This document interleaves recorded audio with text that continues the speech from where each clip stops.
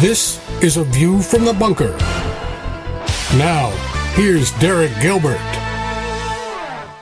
Feasting on Leviathan. Welcome to A View from the Bunker. I'm Derek Gilbert. We have got a really fascinating program for you tonight, but first up, just want to remind you, take a moment if you could, especially if you're watching this program on YouTube, and we do appreciate you subscribing to our channel at youtube.com/Gilbert House. But if you would, take a moment and download our free mobile app when you get an opportunity. It's at gilberthouse.org/app. Just as a reminder, twice now over the last couple of years, the censors have gone into our archives, gone back 3 years this most recent time, to find something that was said. I'm not even sure what was said. All we are told is that it somehow violated community standards. And so there was a strike against the channel, which blocked us from uploading any new content for a week. And if during the 90-day period where you're on double secret probation, a second strike comes in, well, then you could be barred permanently, which is why we didn't bother to contest the strike, because we tried that at Skywatch TV. I think it's the same subject matter that got Skywatch TV pulled completely off of YouTube for a time anyway. And we protested that, and that got the channel just completely barred. So rather than risk losing the opportunity to speak on Mars Hill, we're just taking the opportunity while we're here to remind you that you can bypass the gatekeepers and just get our app, because all of the content you're watching, if you're watching on YouTube, is available at our app, where it is hosted by a Christian company that is not going to censor what we say. So gilberthouse.org/app. It's available for iOS, Android, and Amazon Kindle Fire phones and tablets. We've also got a version for Roku and one for Apple TV as well, if you want to take it directly to your big screen. Of course, this app has the ability to cast the video content directly to your smart TV if your smart TV is compatible with either Google's Chromecast or Apple's AirPlay. Either one of those, you can take the video that you're watching on this program right now and shoot it right to your TV, your smart TV, wirelessly. It's really easy to do. It is the way of the future. But and I will say that the app also has some additional features that are really helpful. Like there is a Bible module on there with several different translations, and you can use it to read to you if you're in the mood to hear some scripture. Maybe you're driving and you just want to hear something other than political talk radio arguing and making you angry. Listen to some scripture. You can do that with the Gilbert House app, thanks to the developers at Subsplash. Can't say enough good about them. And again, gilberthouse.org/app. This week's program just came up spontaneously this morning as we're recording it, and this is Tuesday before it is released, so a rather quick turnaround as these podcasts go. I try, not always successfully, but I try to work a little further ahead.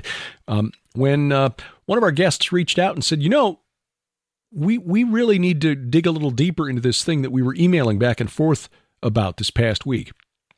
And that was about a subject we're actually going to go into more depth on in just a couple of weeks with our next Iron and Myth series roundtable discussion.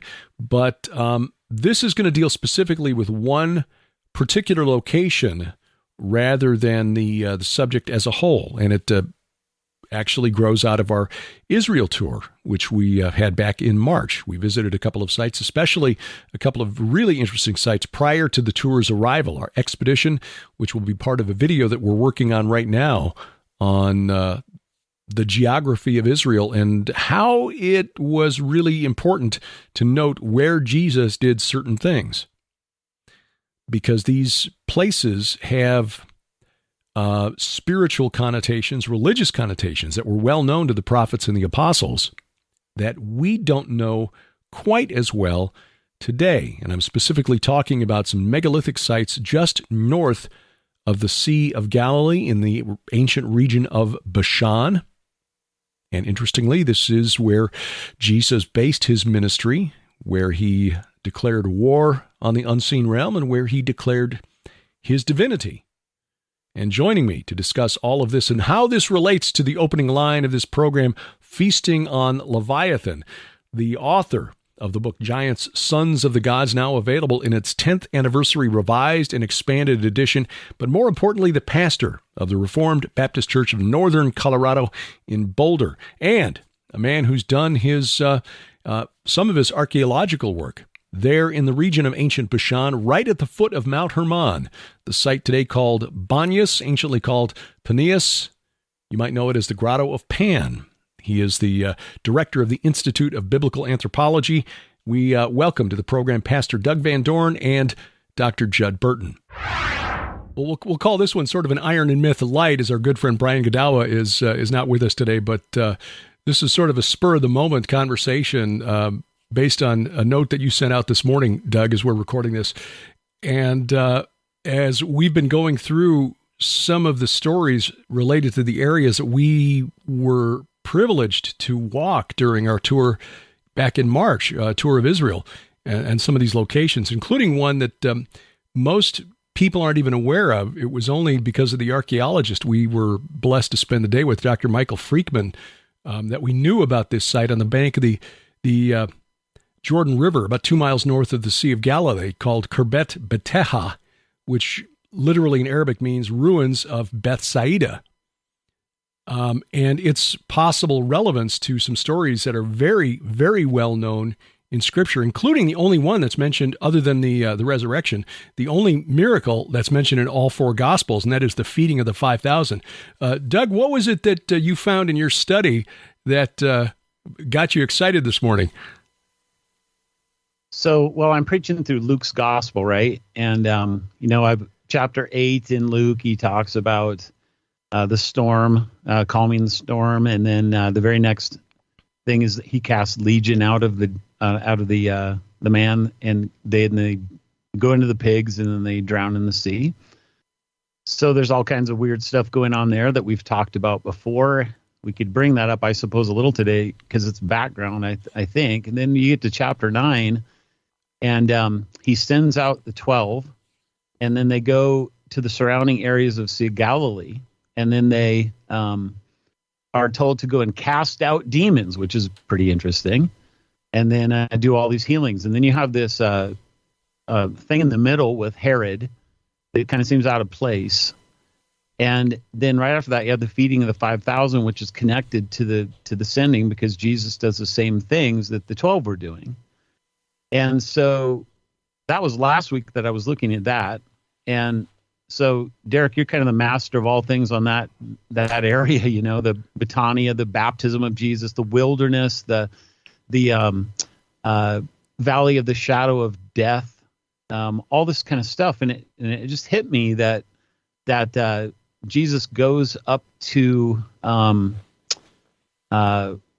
Bethsaida when he does the feeding, and that there's all this strange stuff that's circulating around with the valley of the shadow of death, the table. I started reading one of the Targums, and some of the stuff the Jews were talking about was Psalm 23. Matthew introduces that story with the Good Shepherd, and then John talks about how there was a lot of grass there, which is why he wanted to do it. Well, this is Psalm 23, 1 and 2. The Targum at that point starts talking about how God will feed them with the manna. And this is exactly what John's take on the 5,000 is about, is the manna from heaven. And then I started finding that Psalm 23 talked about feeding the people with Leviathan, a strange image. But Leviathan is there in the storm, right, with the whole idea of calming the storm, having mastery over Baal, the storm god, and then the sea, the Leviathan creature that's in it. And so this whole idea of feeding Leviathan with the 5,000. So I preached that last week, and Derek, I'd like for you to talk quite a bit more about that for kind of the first part of what we're going to look at here, and especially with the petroglyphs that Dr. Freakman discovered there that I think are probably related and may very well give us a location for where the feeding of the 5,000 was. And then today, I'm just sitting here struggling with how in the world am I going to present all the material with the transfiguration and the confession of Peter, because there's so much stuff going on with Mount Hermon and Caesarea Philippi, and this is where Judd's expertise is right there. And I read this. I went to a harmony of the Gospels is what I did. And it was an old 100-year-old harmony, and there was a footnote that the author had put in there about how Psalm 89 is has all this same language going on with Peter's confession. So you find the word rock, you find the word, there's some other words that are here. You find the word church there. You find, what's that? Assembly of the saints. Assembly, yeah, the assembly of the saints, or the holy ones. You find, let me get to my notes here. You find the word build. You find the power of Sheol, which is a comparison to the gates of hell. You find in Psalm 89 the Davidic throne. You find the Son of God and the firstborn. You find Jesus calling Peter Simon Bar-Jonah. Like, what's that about? Well, you find Rahab in the Psalm. So Jonah and Rahab. You find Caesarea Philippi, where he takes them, but then you find the north, and you find Hermon, Mount Hermon in Psalm 89. You find this idea of a festal shout or a war cry, which could be related to, in kind of an anti-way, to the Parentalia and the Lupercalia, which might be the timing of when Jesus goes there. You find Psalm 89 talking about the light of your face. There's the transfiguration. You find crushing his foes, the death and the resurrection. You find this is my son. So the Father's testifying and calling him the chosen one, both in Matthew and in Psalm 89. You find witnesses in the sky, the divine council. Curiously, he's called the Father, God the Father, by Jesus. Well, he's called Father El, Rock of our salvation in Psalm 89, and he's called El in the council, Derek. Mm-hmm. El in the council. The and where is all El, this yeah. taking place? On Mount Hermon. And then when you add Psalm 87 and 88 into this, you get the regions of the dark deep, you get the Rephaim, you get the grave of Abaddon, you get life in Sheol, you have resurrection imagery going on. It's just absolutely mind-blowing. And so I wanted to pick your guys' brain and kind of do it live, kind of going through these stories with Luke, first with the 5,000 and then into the confession of Peter and then the transfiguration, just to kind of say that, kind of see what in the world is going on and help me think through this a little bit better for my own sermon this week. But also, I think other people could benefit from this too. Well, it occurred to me when we were on our tour back in March and we were out on the Sea of Galilee and thinking about these sequence of miraculous events that took place one after another. I found a nice, sort of a very simplified harmony of the Gospels in terms of the order in which the miracles took place. And you see just prior to this, Jesus calming the storm, subduing chaos, Leviathan, but also subduing the storm god, Baal, who Jesus identified in Matthew 12, and also Revelation 2, the letter to Pergamum, by connecting Baal and Zeus to Satan, the storm god, as Satan. So in that one event of calming the storm, you've got the storm god and chaos, represented by the sea, subdued in one shot, and then immediately he casts Legion, the demons, into the herd of pigs.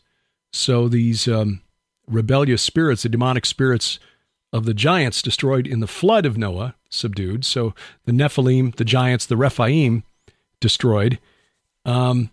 He returns to the land, raises the daughter of the leader of the synagogue, Jairus, or Jairus, to life, so defeating death. And then the feeding of the 5,000, which again was a reversal of this idea that the dead ancestors, the spirits, which were in fact the demonic spirits of the giants, had to be summoned once a month by name and then fed through a ritual to sustain them in the afterlife. Jesus reversed that by saying, no, you eat of my flesh and drink my blood instead of you pouring out the blood of the grape and feeding the bread to your deceased ancestors to sustain them. You do this once from me, and you will be sustained in the afterlife forever. It's a complete reversal of that. All of this taking place in and around the Sea of Galilee, interestingly, and that region between the Sea of Galilee and Mount Hermon. But it wasn't until after we got back that we, Sharon and I, starting to look through the sequence of events, realized that the feeding of the 5,000 took place in a desolate place near Bethsaida. Now, we'd already been looking at that location, this megalithic site, Khirbet Beteha, sort of a smaller version of Gilgal Rephaim, as very possibly the location above the Jordan River, because the bank, descends, I think you noted about 100 feet from where that thing sits on the bank down to the river level. It's about 100 feet above the river. You've got this megalithic structure that, if it's dated to the same period of time as Gilgal Rephaim, is probably close to 6,000 years old, 4,000 years old at the time of Jesus and the apostles.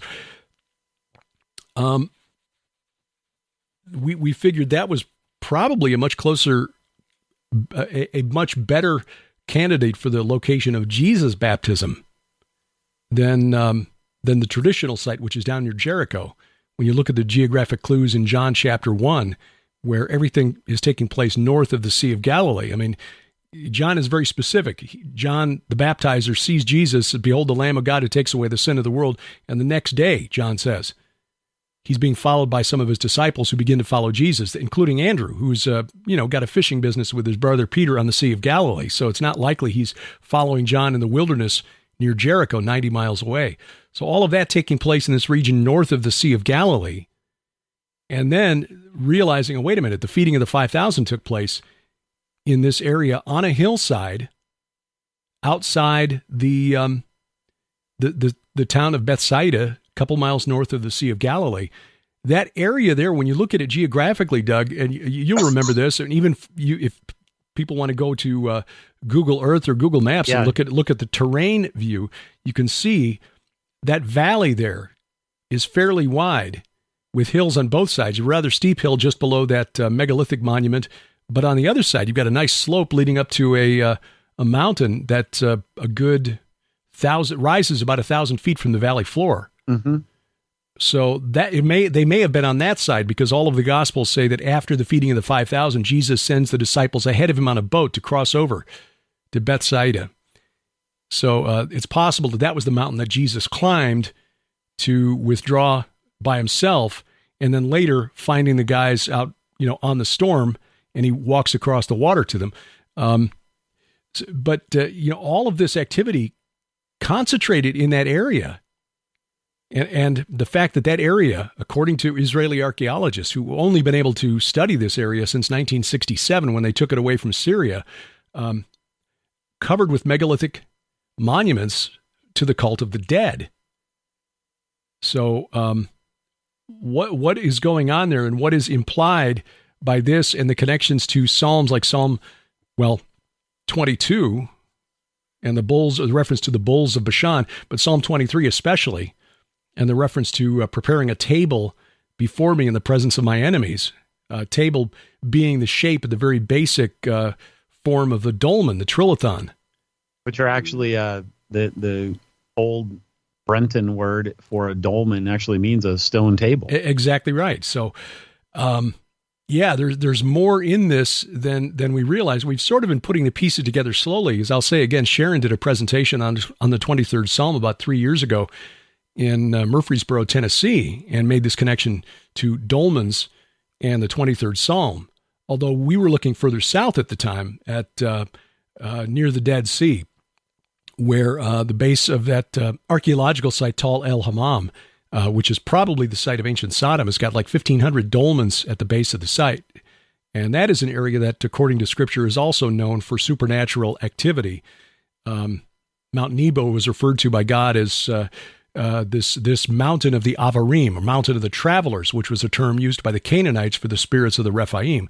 But I think given the context, I think that valley that the Jordan River runs through between Mount Hermon and the north and the Sea of Galilee is more likely the location of the Valley of the Shadow of Death, where these tables exist by the thousands. And boy, when you connect that to the feeding of the 5,000 right there at that location, it takes on even more significance. And we had just come to that same conclusion last week before you reached out to say, hey, what do you think about this? It's like, yeah, we've been looking at the same thing. Yeah, there's one more piece there, which is the temptation in the wilderness. Shared this with Judd, and I think I don't know what you think about it after having thought about it for a little while, Judd, but the word eremos for wilderness, it says he takes him into the wilderness. It seems to me that that's closely related to Hermon. And then before you answer that, Judd, just one more piece, which is that, remember, in that temptation in the wilderness, the devil tells Jesus to turn the stone into bread. So that adds even more significance with the feeding of 5,000, and especially if it's somewhere near that Gilgal of stone, Kirbet Batea.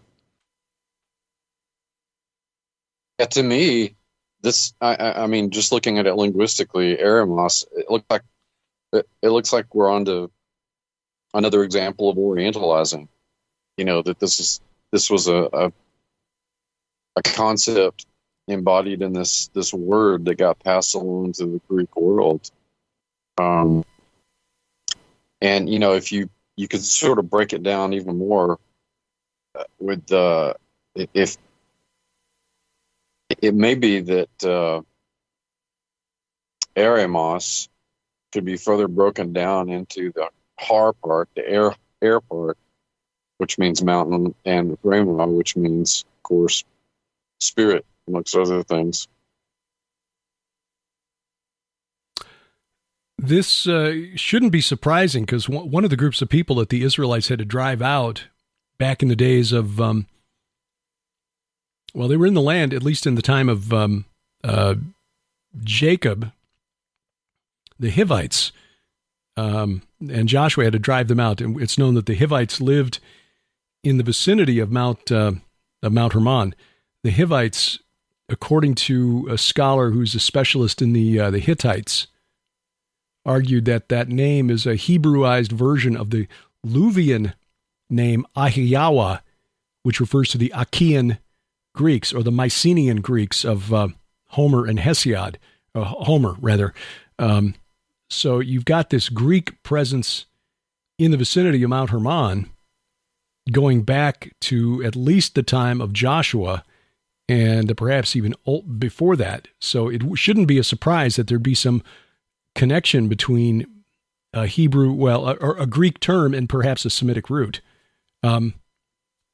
Scholar Amar Anus has pretty much argued the same thing with the term used by Homer and Hesiod for the men of the Golden Age when Kronos ruled in heaven, the Meropes Anthropoi, that first term Meropes deriving from the same root as Rephaim. So shouldn't be a surprise that we find this kind of overlap. Eremos, that word meaning wilderness, sometimes translated desert, which I think puts us wrong. I think we English speakers are often guilty of assuming that the Bible was written in English and that the word means what we think it means, instead of what a translator had to choose when he was trying to figure out which of several alternate meanings or connotations might be used for a specific word in Greek or Hebrew. Well, and it occurred to me too that another possibility is that since Hermon can mean, I think, curse and oath are also sort of in the possible meaning list. Rhema, one of the primary meanings is utterance or speech. So there may be, again, we may be pulling on the threads of another example of Orientalizing, which seems to be happening with greater frequency these days. Yeah, Derek, what was it that Dr. Freakman found on the petroglyphs at this stone circle? I'm going to do a little post-production on this and put this up on screen so people are seeing more than just our three faces here, so they can see it. There were a couple of petroglyphs found at Khirbet Bateha. I'm going to bring it up here so I can kind of describe it. The petroglyph that he found in that circle, and I wish we had known about it, or I had remembered it when we were there, because we were all over that location. I'll see if I can find it quickly here. One appears to look like a fish, and this is on that big stone circle overlooking the Jordan River, 2 miles north of the Sea of Galilee. Now, he did in his paper, being a careful scholar, Mike Freakman put that it may have been markings, that and another zigzag that may represent a serpent, may have been markings left by Bedouins that have been through that area for centuries, marking a tribal territory. He said it's difficult to date, impossible to date really, but the different patina on those petroglyphs from the rest of the stone argues that they are much younger. They were carved at a much earlier date. But given that if this circle was built at the same time as Gilgal Rephaim, that would put it at about 3750 BC, give or take a couple hundred years. So nearly 6,000 years ago, 4,000 years before the time Jesus and his followers were in that region, presumably. If some follower wanted to commemorate that event 2,000 years ago, I mean, you'd still have some kind of a weathering and a patina on it and still be much younger than the date that the stone was put there. So it's possible that this fish-shaped emblem might commemorate the feeding of 5,000 men plus their families with a few fishes, couple of fishes, and 5 loaves of bread or whatever it was. I'd read that paper a few times, which is why we even went to that place, but I'd completely forgotten the mention of the petroglyphs until you brought this up this past week. It's like, what a missed opportunity. And then the other petroglyph is what he calls a serpent. I mean, it's kind of a squiggly line. You can show that one too. So maybe it is, maybe it isn't. But what struck me is that if the mythology going on here, and this has roots back in Isaiah 25, 26, 27, especially 27:1, which is kind of an end times prophecy of God crushing the Leviathan. And then I think it's back in chapter 20, 25, where there's this messianic banquet. And that's kind of where I went with the sermon. And then you start finding that there was all these traditions. You find it in Enoch. You find it in, I think, 2nd Baruch. You find it in 4th Ezra. And then you find it with the rabbis and so on. You find it in the Targum of the Psalm 23, that God at the end times banquet would feed the people on the Leviathan. And this actually has a historical precedent with Egypt in Psalm 74. Where he says, at the Dead Sea, I essentially fed the people on Leviathan. And so it's a metaphor.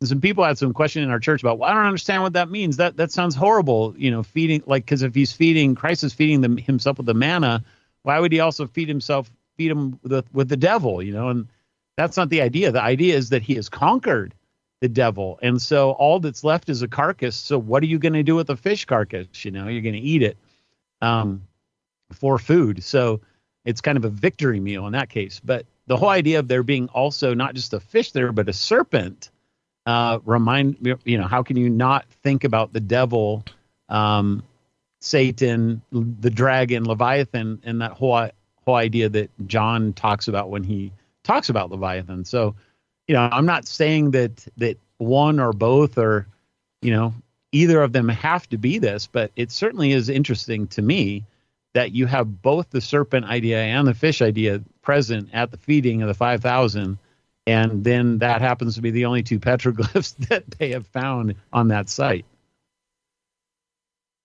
Yeah, that would be really coincidental if I was a coincidence theorist.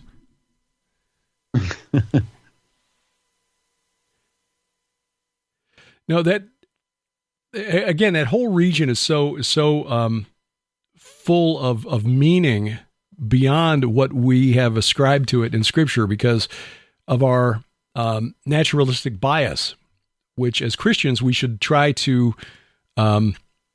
work beyond, to get beyond. Not that we should, see a demon crouching behind every bush or shrub or anything, but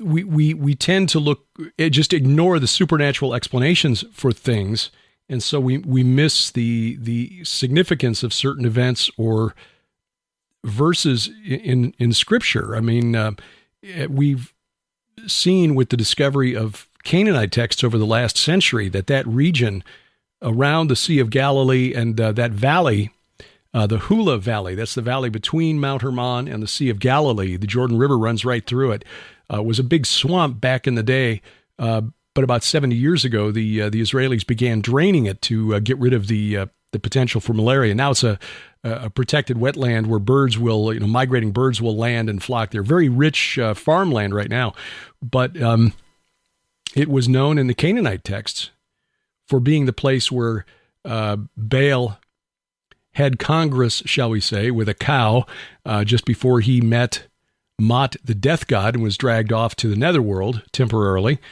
There's another reference to it in one of the other texts where Anat, the war goddess, is hunting there. But the Sea of Galilee is clearly in view in the story called the Epic of Akkad, where the son of a king is killed by the war goddess because he won't give up his magic bow. And it's probably referenced, or the geographic references in that epic clearly refer to the Sea of Galilee and the region around it.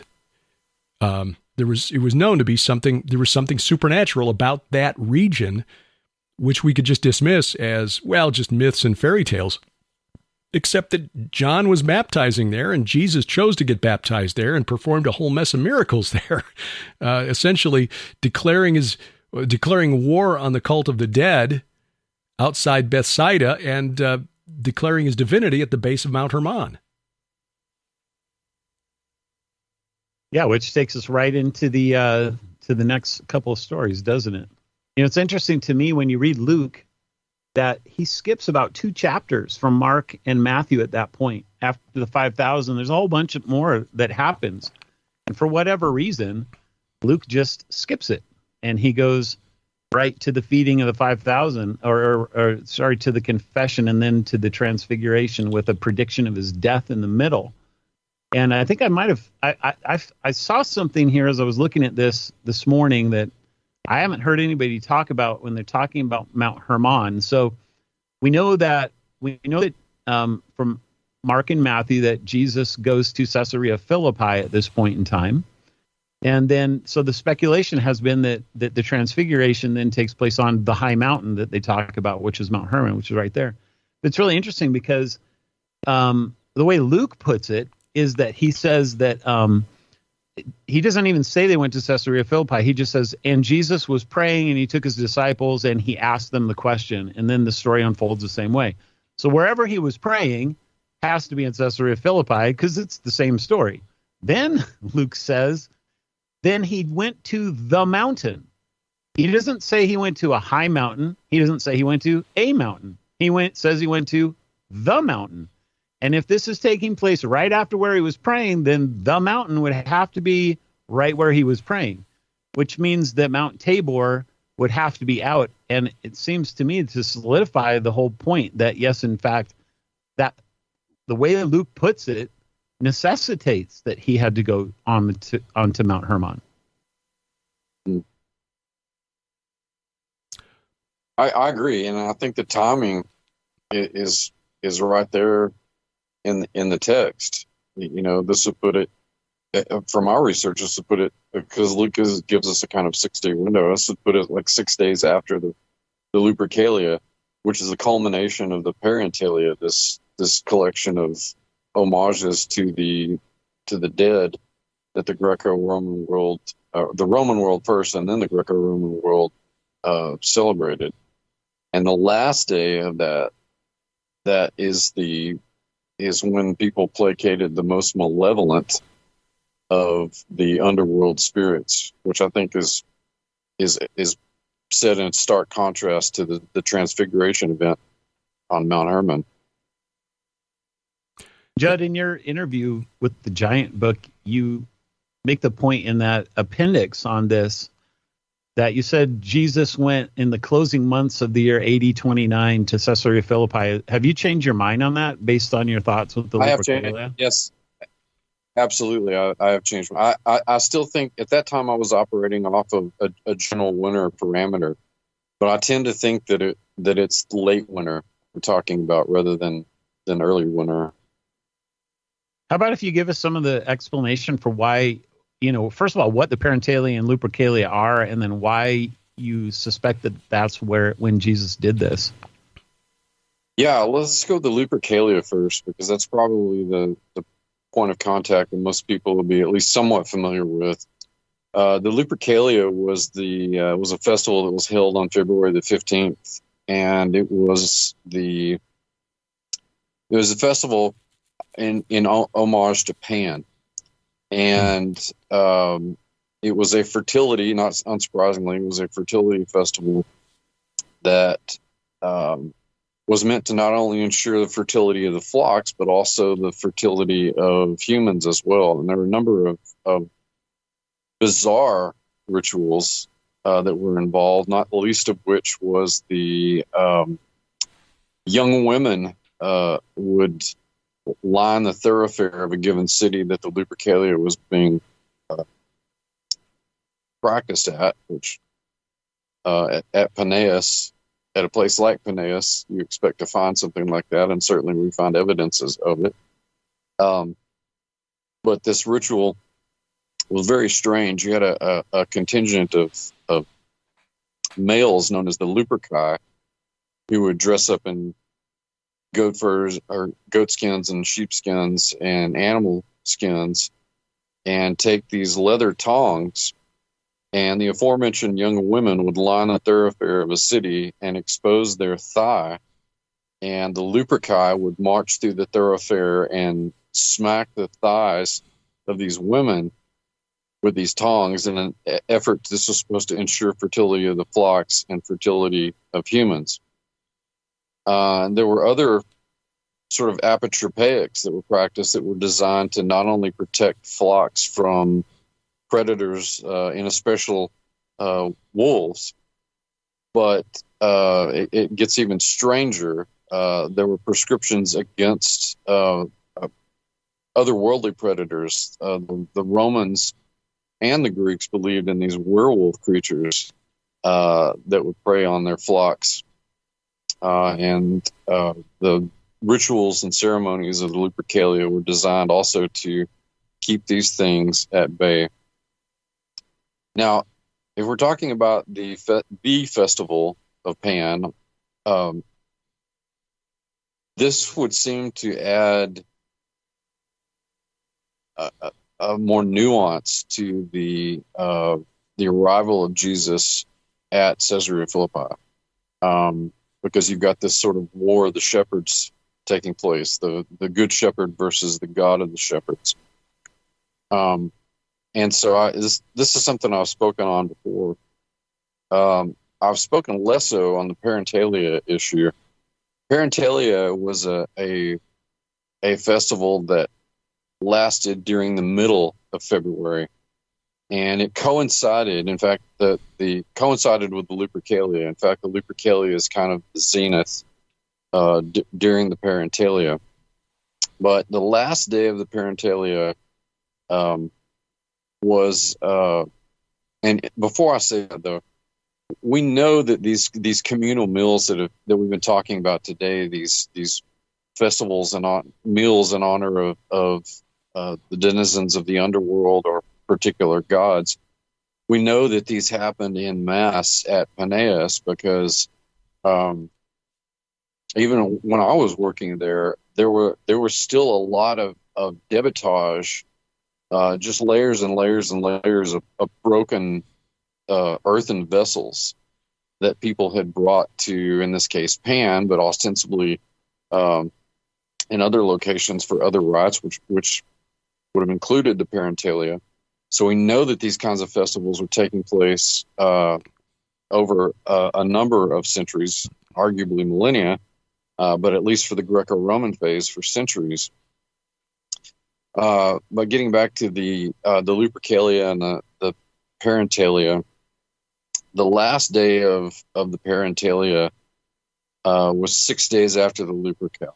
Put it on February the 21st, and it culminated in a series of rites that were designed to placate the most menacing and malevolent of these underworld spirits. Given the pacing and timing of what Jesus is doing at Caesarea Philippi, certainly the Lupercal was the first festival that jumped out at me. That, oh well, if he's firing shot over the enemy's bow, then this would make sense in terms of sacred time. Why he would choose yet another reason why he would choose Caesarea Philippi to make these statements. But it also occurred to me that it might be possible to dial down with more exactitude why this was the time that Jesus and his disciples were in Caesarea Philippi, because of the parentalia that coincides with the Lupercalia. And at the end of the stretch of days for parentalia, you've got people trying to keep the most menacing and violent of these spirits at bay, while Luke tells us that Jesus is ascending Mount Hermon for the Transfiguration event. And so here you've got these two things which couldn't be more dynamically and polarly opposite taking place at Mount Hermon. And so I think, in my estimation from my research, I think that this is probably the best case scenario for the exact timing of when Jesus and his disciples were at Caesarea Philippi and why they were there in terms of sacred time and sacred space. That's so interesting. Let's tease out a couple more things from this story that I think both of you guys can help me with, help others with. First of all, my understanding is that Mount Hermon was was known not just in among the Babylonians and Canaanites and others, that this was the place where El held council over with the 70. Is that correct? Yeah, according to Edward Lipinski, who's a Belgian scholar, very well known, he described it as the Canaanite Mount Olympus. So Mount Hermon is the Canaanite Mount Olympus. I just thought it was so interesting to see then that in Psalm 89, kind of in those beginning places where this is one of the first passages I learned about the divine council, because it's parallel with Psalm 82 and the sons of God there. And, Mike Heiser used to kind of do both of those Psalms together when he would talk about the sons of God, because Psalm 89 really makes it clear that they're in the heavenly places, they're in the skies, they're in the clouds. But the Psalm, I don't remember him bringing this out, the Psalm actually calls God El there. It's very specific. It's not Elohim, it's not Yahweh, it's El in the council. Well, and that raises an interesting possibility that the translators of the New English Translation, the Net Bible, raise, because the phrase translated the divine council in Psalm 82 verse 1, El, could actually mean the assembly of El, in which case Psalm 82 is describing Yahweh jumping into the midst of the assembly of El and basically saying, okay, this is the infernal council, and though you are gods, all of you, sons of the Most High, like men you shall die and fall like any prince, which makes that even more dynamic than it reads. Because as it is, if you assume that the divine council is Yahweh's divine council, it reads like a courtroom scene in heaven where he's bringing these divine rebels in and handing down judgment. But the Net Bible translators in their notes actually say the present translation assumes this is a reference to the Canaanite high god El, who presided over the Canaanite divine assembly. So in this context, then, the psalm must be understood as a bold polemic against Canaanite religion. Israel's God invades El's assembly, denounces its gods as failing to uphold justice, and announces their coming demise. So now, the Net Bible translators do have a bias, kind of a naturalistic bias. They're just seeing this as a polemic.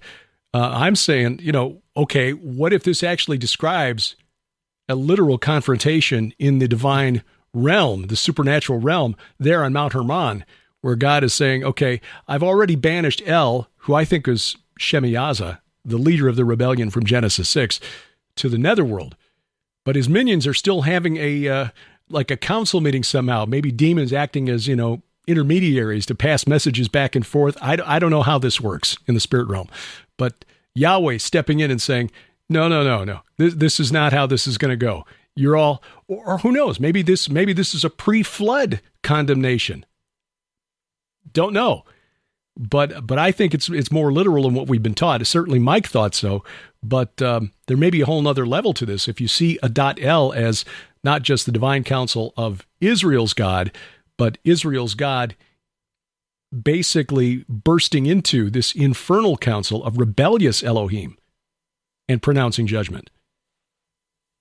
Yeah, and into that very kind of an idea is what I think could be happening with the transfiguration. Yeah, with kind of the reversal of the divine counsel and the bringing now up of God's people to take their place. Because here you have on Mount Hermon, then you have Jesus referring to his Father.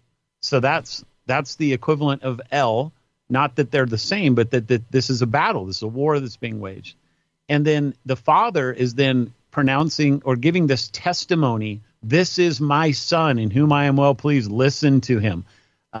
This is the equivalent of what's going on in the Psalm 89 of all this testimony stuff going on about who this firstborn is going to be and how God is going to establish his throne forever and how he's going to crush his enemies under his feet.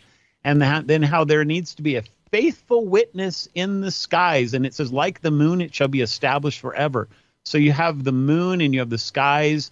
You have this whole idea of a testimony, and it's taking place, it seems to me, on the place of the Canaanite high council of gods, which is what the beginning of the psalm was all about. So, and that makes Psalm 68 even more interesting. Psalm 68, beginning at verse 15, O mountain of God, mountain of Bashan.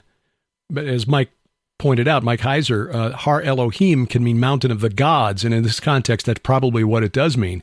Mountain of the gods, mountain of Bashan, O many-peaked mountain, mountain of Bashan. That's a reference to Hermon, which is the highest peak in a chain of mountains, the anti-Lebanon mountains.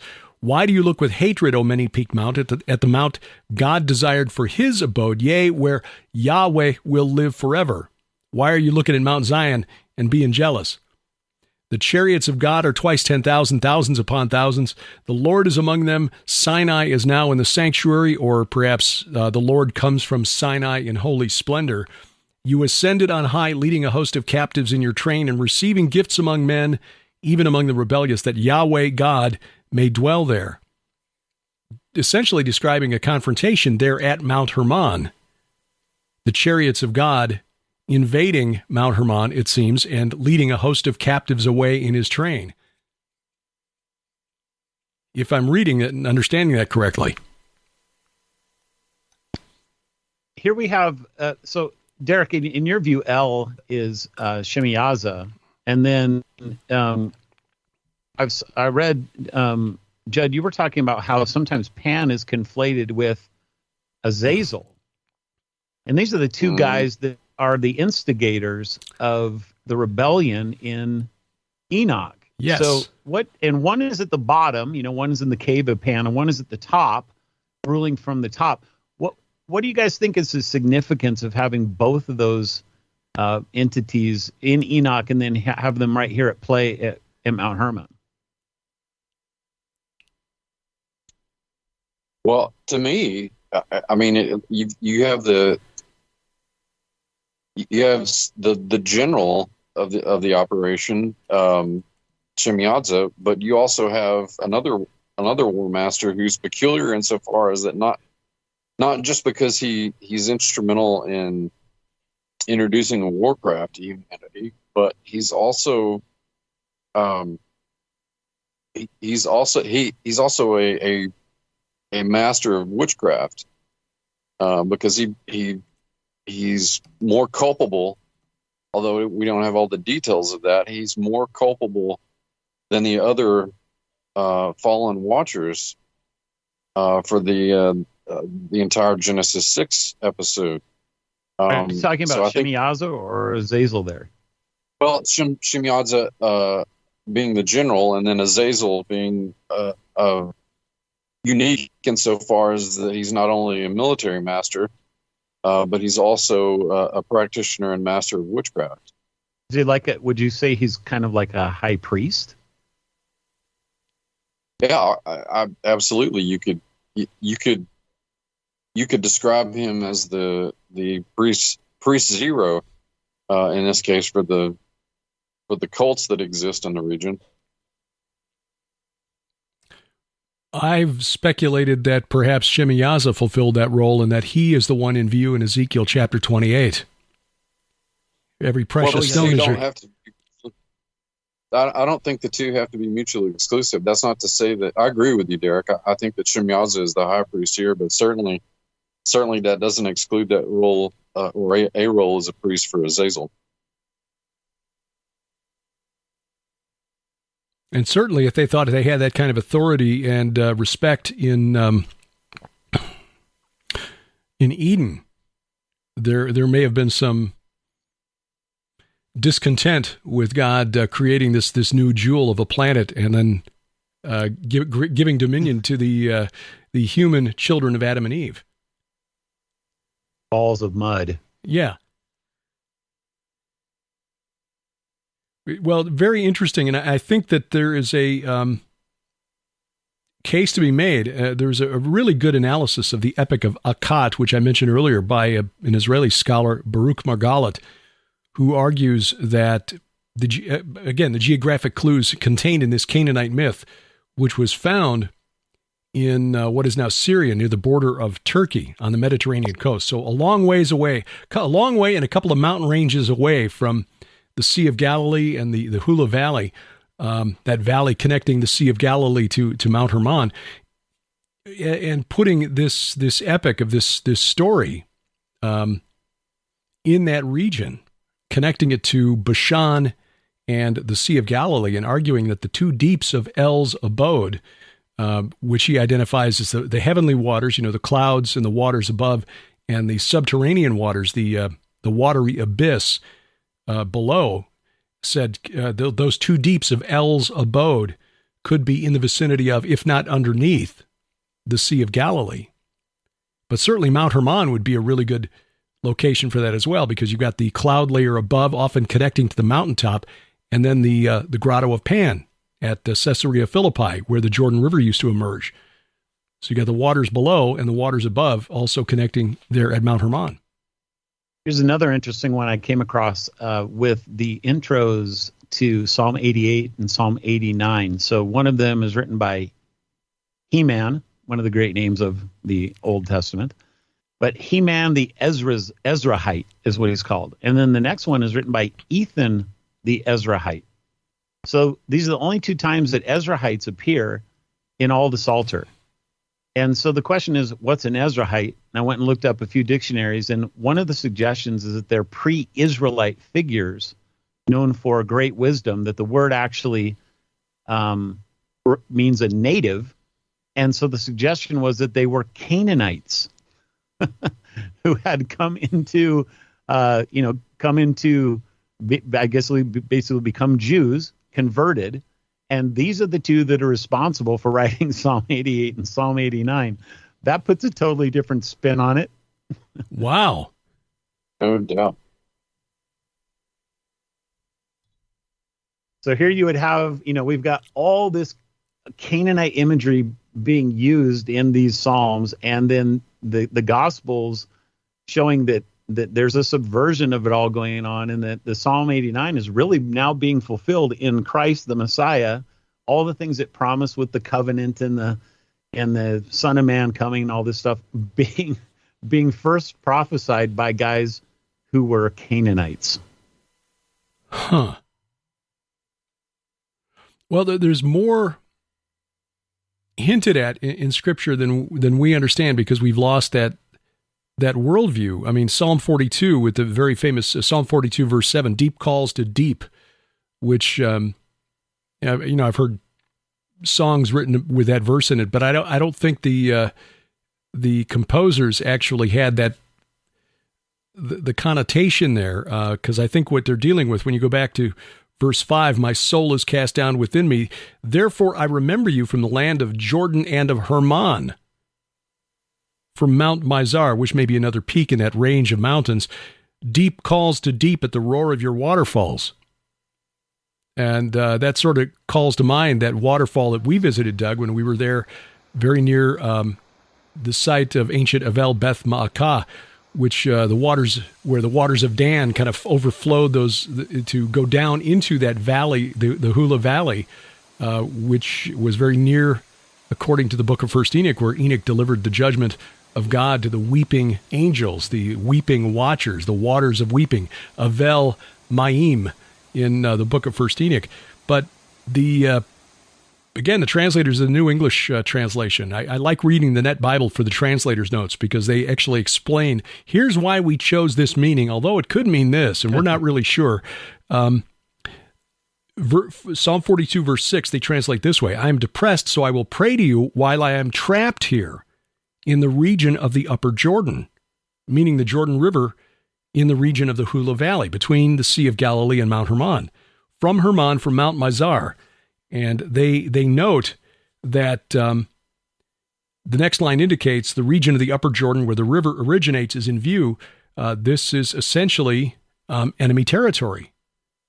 This was the valley, according to archaeologists, surrounded by these megalithic stone tables, dolmens. More than 1,000 of them have been found that ring this valley. And then at the north end of that valley, you've got Mount Hermon, which was known to the ancient Israelites, the Jews, to be the Canaanite Olympus, is where the gods of their pagan neighbors met, up on top of that mountain. And again, we could dismiss all of this as just a bunch of myths and storytelling, the Canaanites' imaginary friends, except that Jesus based his ministry there. And when you read the sequence of events in the scriptures, and as you point out, Luke sort of leaves out some stuff in the sequence of the miracles that take place, but in between the feeding of the 5,000 and then going out onto the Sea of Galilee and demonstrating his mastery over Satan, the storm god, Baal, by calming the storm and calming the waves, representing his mastery over chaos, and perhaps also over Shemiyaza / El, if in fact the two deeps of El's abode are below the Sea of Galilee. He goes to the region of Tyre and Sidon in Lebanon and heals the Gentile woman's daughter, the Syro-Phoenician woman, who said that, it's not right to give dogs the food from the table, but, even the dogs eat the crumbs. And Jesus says, your faith has made your daughter well, and, heals her. So he goes there. And then on the way back, when you look at the maps of the ancient, ancient Galilee, the road returning to his home base in Capernaum on the north shore of the Sea of Galilee would have gone right past Banyas, but instead of or Caesarea Philippi, but instead of going there, he went back to the Sea of Galilee first, right, fed 4,000 more, right, healed a blind man at Bethsaida, and then he walks back to Caesarea Philippi, which is a 30-mile walk through the hills, which probably took 2 or 3 days. So it wasn't like, hey guys, while we're in the neighborhood, let's just stop in. It was a special trip. And as Judd pointed out, it was done at a certain time of year for maximum effect. All of his followers had to be thinking, teacher, why are we here at this pagan place at the height of this pagan celebration?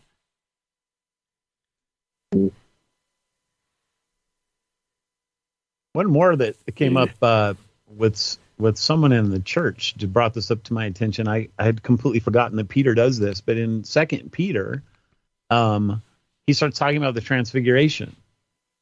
This is my beloved son with whom I'm well pleased. And he says, we ourselves heard this very voice born from heaven.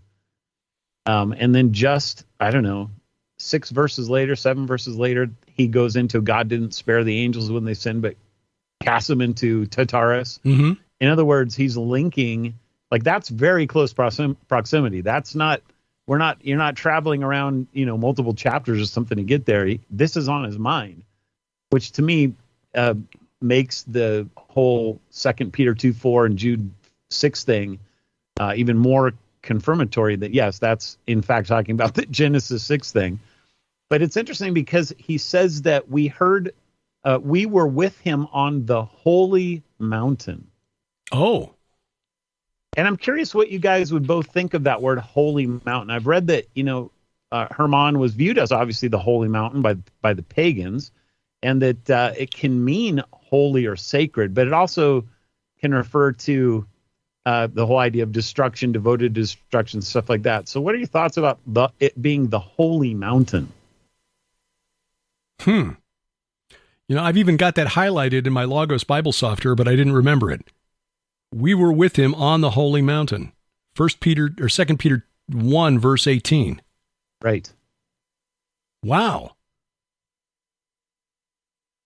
Well, it would seem to serve both definitions, because it's holy because of the sort of its position in the sacred geography of Israel, but also because of the kind of infernal geography that it represents as well. Yeah, my thought was that after the transfiguration, if an Israelite viewed it as an evil mountain, I'm not saying they did or didn't, but if they did, after the transfiguration, at least the church would come along and say, maybe this has changed its status or something like that. If I was I am a conspiracy theorist. I would wonder if this wasn't perhaps why the United Nations had chosen to put an observation post right on the very place, the location of the highest man-made place of worship on planet Earth, which is on Mount Hermon, that temple where Sir Charles Warren found that stone, the Watcher's Stone, I guess you could call it, by order of the Most High and Holy God, those who swore an oath proceed from here. Because, you'd think that at some point throughout history, Christians would have tried to put something up on top of that mountain. Instead, I don't know how Mount Tabor came to be known as the Mount of the Transfiguration when all the geographic clues point to Mount Hermon. And what's funny, in Psalm 89, you actually have Hermon and Tabor, the only two mountains that are mentioned. Right. So you have the north and south, which can be the two mountains up in Turkey and Syria, the Mountain of Baal, and then you have Hermon and Tabor. So that maybe something is going on there, that because definitely some folks see Tabor and Psalm 89 and then the Transfiguration. They've connected that, but those same people, they're not connecting the Hermon thing because they think it's Tabor. Mm-hmm. But it makes you wonder if that was maybe an origin of the confusion or something like that. Well, how do we put a bow on this one? The geographic clues in Scripture, when we start, pulling on these threads and realize that so much of this was taking place in the north of the Sea of Galilee.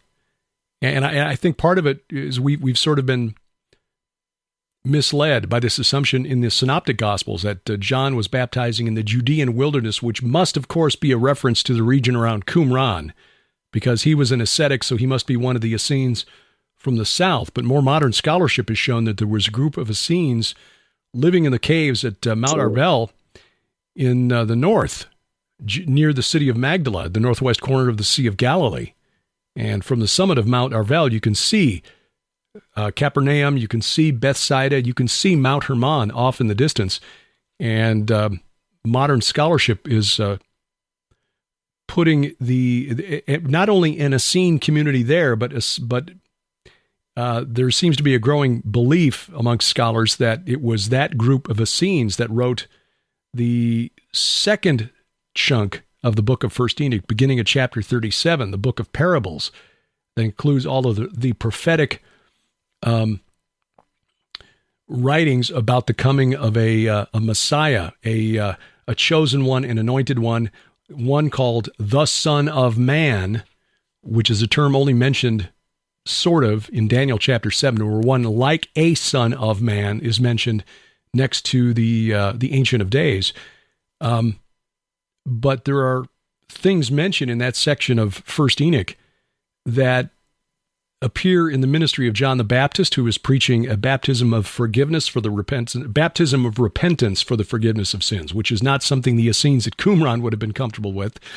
And this label, the Son of Man, is one that Jesus applies to himself. In fact, he does it at Caesarea Philippi, according to Matthew, when he asks the disciples, "Who do people say the Son of Man is?"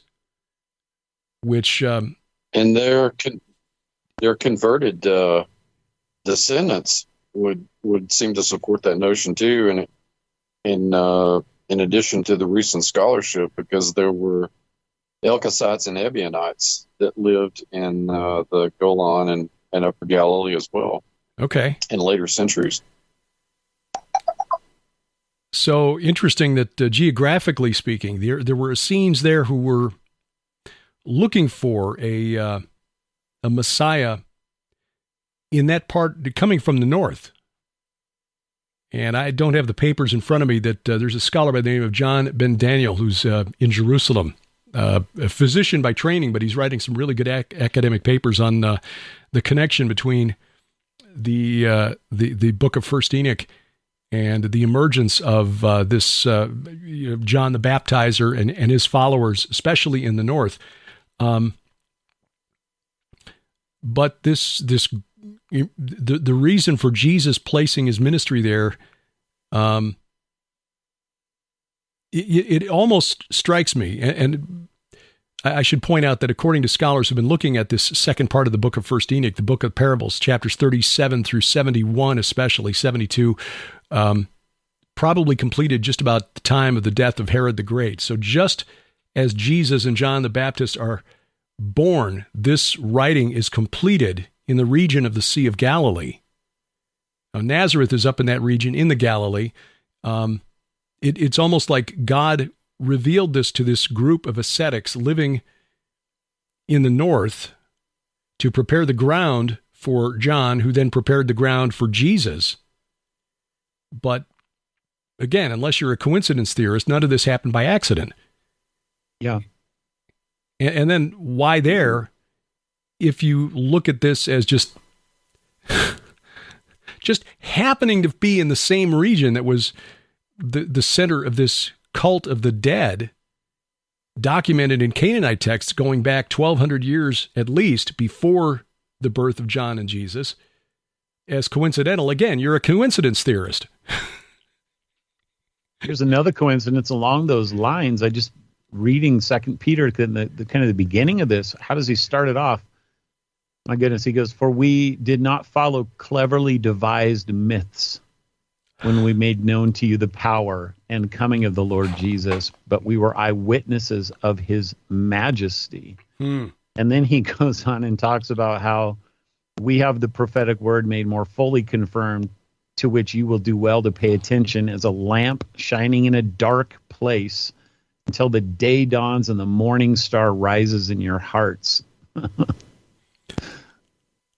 Well, this is just amazing, and having had the opportunity to walk in that ground, and looking forward to getting back there.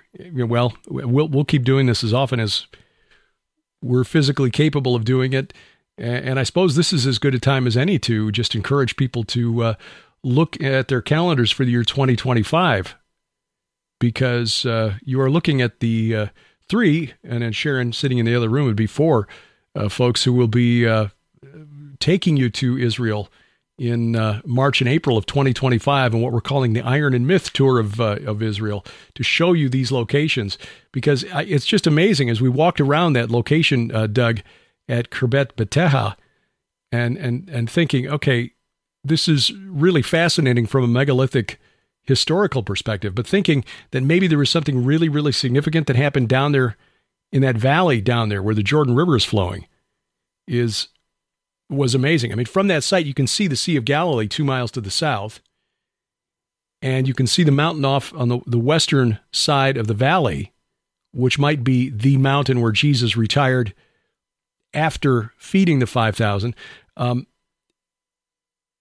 realizing that Jesus chose that location or an area somewhere near there for a specific reason that was thousands of years in the making at the time he walked this earth. It's remarkable that the scholarship is coming together to kind of lead us and help us to piece these clues together and see that there's more to this supernatural war than most of us were taught when we were coming up in church. Yeah, remarkable is the best word there, Derek. I mean, the work of both of you guys has just been so incredible to me. and just thinking about all these traditional sites and how, like you said earlier, the desert, having that as a translation when wilderness makes the only sense, because John says there was a lot of grass there. You don't find a lot of grass in the desert as far as I know, but just those kinds of little things. And then, people speculating, well, maybe the feeding the 5,000 happened way back over by Capernaum or something like that. It makes absolutely no sense. And so many of these are kind of that way. Okay, but it's like they're stretching it. They're trying to force it. And the church has kind of done that with a lot of tradition because, early on at some point, I suppose somebody came along and just said, well, this is where it was. And they slapped a church on it and they never thought twice about it. But when you start and go back and dig and you find where these things most likely really were happening, and then you start to see there's a whole story behind the geography. There's a whole story behind the timing of it. It just makes the whole thing come alive in just incredible ways. Yeah, it was interesting reading the reason that site near Jericho is to this day considered the traditional location, and the United Nations has now approved it, and the government of Jordan has allocated something like $300 million to turn it into a tourist site. God bless them. The Jordanians need, every revenue source they can get because they don't have much there in the way of natural resources except for sand. But the early church theologian Origen in the early 3rd century was responsible for that location, because even though he admitted in his writings that the best available texts of the Gospel of John, John 1:28, which read that these things happened at Bethania, where across the Jordan, where John was baptizing, or Bethania beyond the Jordan. Nobody knew where Bethany was other than the one on the Mount of Olives, because that's the only one anywhere in the vicinity. So Origen said, well, it must be Beth Abara. Even though the texts say this, I'm going to change it to something else because now 200 years later, I can't find it. So it must be wrong. And that's why the King James translation to this day reads Beth Abara in the King James, because Jerome, when he translated the Vulgate, followed Origen instead of going back to what the original and the best and oldest Greek manuscripts read. But as Lieutenant Claude Condor in 1877 wrote, Bethania, probably just a transliteration of the Roman name from the 1st century, Botania, which is Bashan, across the Jordan. And considering that Jesus' first 3 disciples were from Bethsaida, Andrew, Peter, Philip, that makes a lot more sense than assuming that he was baptizing 90 miles away and Andrew following him 90 miles away. And I don't know, scurrying back home every night to, help Peter on the fishing boat. That doesn't make any sense. So yeah, this whole region in the north as this supernatural battleground, going back to the time of Bashan, and knowing that the pagan neighbors of ancient Israel knew that this was the location. Was it like 5,600 dolmens on the Golan Heights, and then more than 1,000 just around that valley between Mount Hermon and the Sea of Galilee?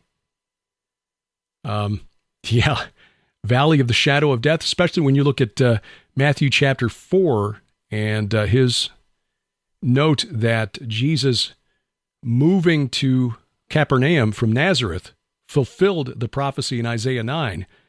The people dwelling in darkness have seen a great light, and for those dwelling in the region and shadow of death, on them a light has dawned. Like, wow. Well, this is... Yeah, I know. I mean, I wish I'd had a pastor like you, Doug, when I was growing up, because church would have been so much more interesting. 45-minute sermon? Yeah, bring it on if there's stuff like this in there. Where do people find your sermons? Do you put those online, Doug, after you preach them? Yeah, they're on our church website. So it's our name of our church is Reformed Baptist Church of Northern Colorado. So it's just our initials, rbcnc.com. Okay, I'll put a link. I have all the PDFs. I mean, I've been PDFing them since the beginning. I'm kind of a reader that way. I don't like to say stuff that's wrong and stupid, so I try and plan it ahead and then go with it. But so anyway, people can read all the PDFs, and then we also have the audios all linked as well. So and right now the Luke stuff is all up to date, and People can go listen to even last week's sermon if they want to. Very cool. So you're going through and doing sort of a verse by verse exegesis, but then connecting all these threads. Yeah, I mean, it's not. I'd probably mention every verse, but I'm trying to go quickly. I'm not one of these Reform guys that spends 25 years in Luke. So, but I must say, you're probably also the only pastor on planet Earth who cites Blurry Creatures podcast as a source. Exactly. That's okay. We love Nate and Luke. I'm pretty sure I am the only one. So. Yeah, no, we love those guys. Dr. Jed Burton, Pastor Doug Van Dorn, back in just a couple of weeks as part of the full Iron and Myth team. And check the notes for links to their websites, especially links to Doug's recent sermon series going through Luke chapter 9 and all of this. Man, fascinating stuff. And one more thing for that sermon last week, Judd had done just something remarkable with Psalm 23. Maybe you can tell folks about it. Oh. I have it in that sermon, so the only place you'll be able to read it as of right now.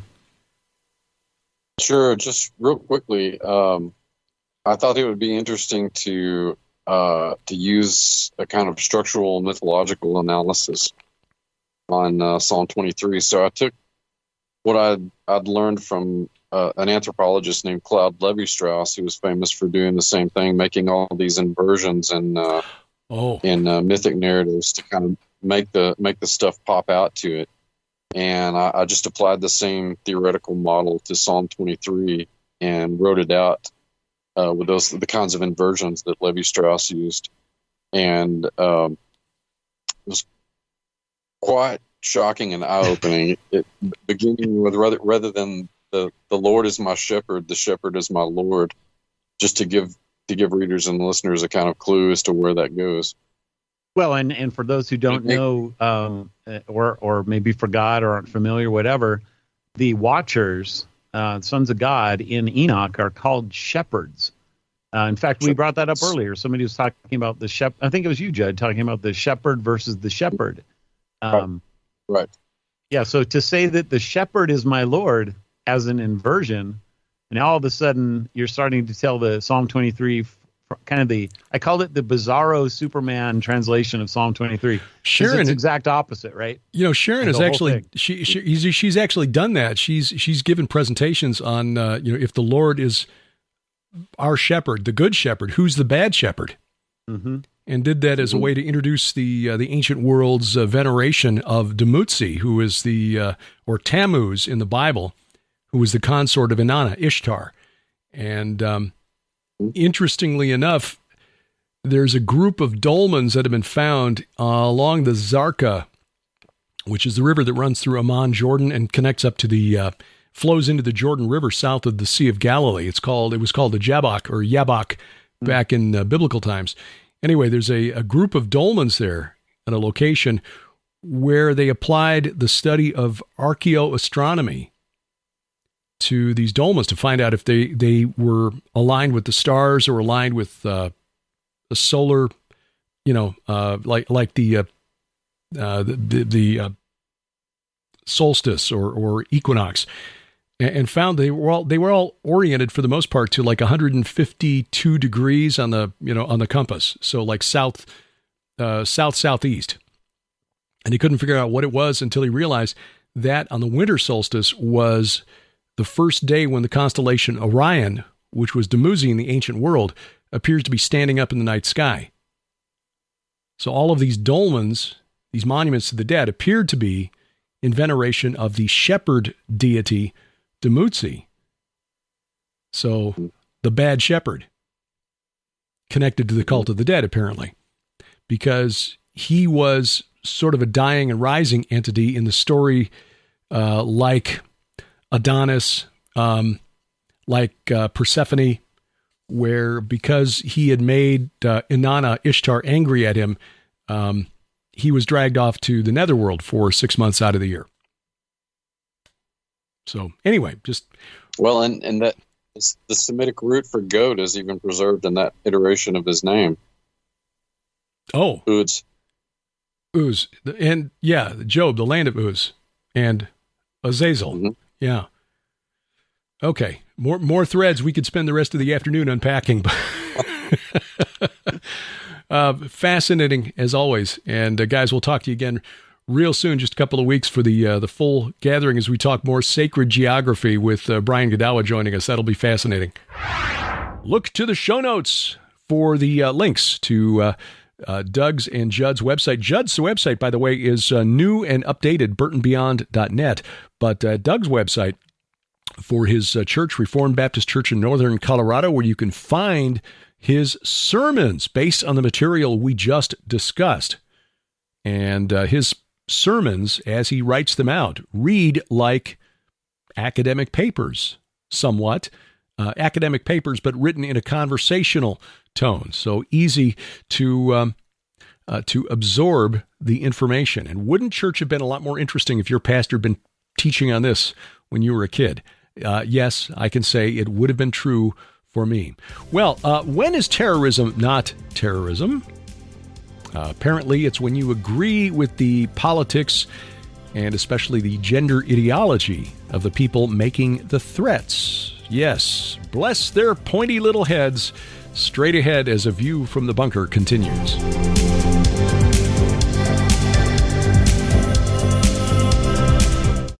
We've recorded a lot of video over the last 8 years, and we're truly thankful that so many of you have been blessed by our teachings, presentations, our travel augmentaries of our tours through Israel.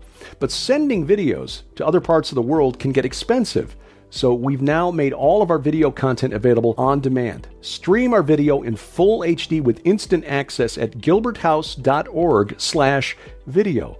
And during the months of May and June, you can save 20% with promo code VIDEO20 at checkout. That's VIDEO20. Video on demand for as little as $3 for 7 days access and 20% off with promo code VIDEO20. But if you prefer DVDs, that promo code works for you too. Log on to gilberthouse.org/store, use VIDEO20 at checkout, and save 20% on all DVDs. 20% off all streaming video and DVDs with promo code VIDEO20 at gilberthouse.org.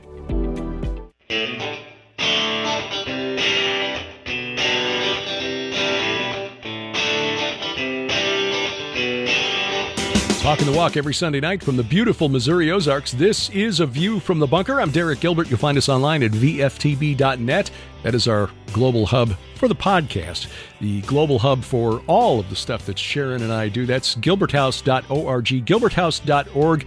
You'll find links there to our weekly Bible study, the Gilbert House Fellowship, our podcast, PID Radio, the podcast that we began back in 2005 that started all of this. And, of course, our weekly broadcast program, Unraveling Revelation. All of that is there. Again, on social media, we're at Twitter. On Twitter, at View From Bunker, at Derek Gilbert. Facebook page is View From the Bunker. And the new social media sites, Truth Social, Gab Me We Get Her, at Derek P. Gilbert. If you're watching on YouTube, as we said earlier, God bless you. Subscribe and share. But do yourself a favor. Go to gilberthouse.org/app. Download our free mobile app to your smartphone or tablet. That way, we will never be canceled. You can also add us to Roku or Apple TV. Links are there at gilberthouse.org/app. Well, when is terrorism not terrorism? It's when you agree with the ideology of the people making the threats, apparently. At least that's the case if you watch MSNBC, where a talking head just this past week argued that the people boycotting Target, now I've not shopped at Target in many years, as we don't live near a Target store, but I would not be inclined to do so ever since they began with the policy of allowing dudes into the ladies' room. But most recently, the Pride display with the tuck-friendly swimwear in the children's section has motivated quite a few people to rethink their shopping choices and to stay away from Target. And a talking head interviewed this week on MSNBC argued that that constitutes literal terrorism. Quote, when Target caves into this, then it says that the moment you threaten the employees of even a very large corporation, you get to control its policies. Well, first of all, they're not threatening the employees. They're just not spending. They're choosing choosing not to spend their money at Target. That's not quite the same thing. This is economic terrorism, he says, literally terrorism, creating fear among the workers and forcing the corporations to sell the things you want and not sell the things you don't. Oh, the horror. Compelling corporations to sell you the things that you want to buy and not sell you the things that you do not want to buy, as opposed to being forced to buy the things they want to sell and not sell the things that you want to buy. Apparently, in this gentleman's world, that is the way things ought to be. Now, this is what we call free market capitalism, which is the economic system that's produced an unprecedented level of prosperity here in these United States. Now, that's been shrinking since the 1970s. That's a whole nother story. But be that as it may, the idea that people should be allowed to make choices where they spend their money and on what they spend their money is literally terrorism in this man's view, and MSNBC saw fit to give him a platform. Meanwhile, it's been reported that literal bomb threats made to Target stores kind of, lost in the news shuffle because, there's so much to talk about with Ukraine and the budget crisis and all that stuff. 5 Target stores, 4 in Ohio, 1 in Pennsylvania, literally threatened a week ago, Friday, via email with bombs. And reading literally from the email, quote, "We will continue to bomb your Targets until you stop cowering and bring back your LGBT merchandise. We will not be erased. We will not go quietly," end quote. This, the corporate media just sort of glosses over, no biggie, while at the same time giving a platform to a man who describes actual free market capitalism as literal terrorism. Well, that kind of says everything that you need to know about their worldview. Capitalism equals terrorism, to which we say, bless his pointy little head. Well, it's the challenge to try to talk about these things without really ranting. There's enough of that in social media, talk radio, cable news, etc. Don't need more of that from me. But there are days it's a little more difficult than others, especially when you're dealing with topics that affect the development of children who've really become a battleground here in just the last 5 or 6 years or so. Skywatch TV's virtual conference continues. That is the One World Rising virtual conference. You can still sign up, get 90 days access. My presentation is on how the World Economic Forum's Great Reset Initiative is regressive. And when I say literally regressive, I mean I'm comparing it to the kingdom of Nimrod from more than 5,000 years ago. You get access to all the presentations, plus as a free bonus, 6 full-length feature documentaries from Skywatch Films. 90 days access. You watch them in any order you choose, and you can do that at defenderconference.com, defenderconference.com. Just a couple of weeks away, we will be at His Call Ministries. That is June 9, 10, and 11 of 2023. This is in Sparta, Missouri, or actually just outside the town of Sparta, which is between Springfield and Branson off of US 65 here in the Ozarks. Sharon and I will be there for the weekend, and our focus will be on our research into the literal valley of the shadow of death, kind of what we were talking about with Doug and Judd during this program. We'll show you video and images from our tour of Israel and explain why that geography is really relevant to understanding what the mission of Jesus, what he was trying to accomplish, and how it will finally be accomplished. This, again, is going to be a rather intimate gathering, 100 people or less. But you can find out more and sign up. Do it quickly, though, if you're interested, because we've had a full house the last couple of years that we've been there at hiscallministries.com.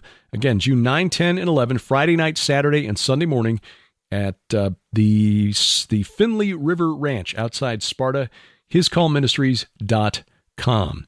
July 28th and 29th. We're looking forward to this gathering. It's the Go Therefore Conference in Brookville, Ohio. Need to update my notes here. I noticed that last week I didn't have the sign on the screen updated correctly either. Still says Brookline, and I don't know where I got that. Brookville, Ohio, which is suburban Dayton.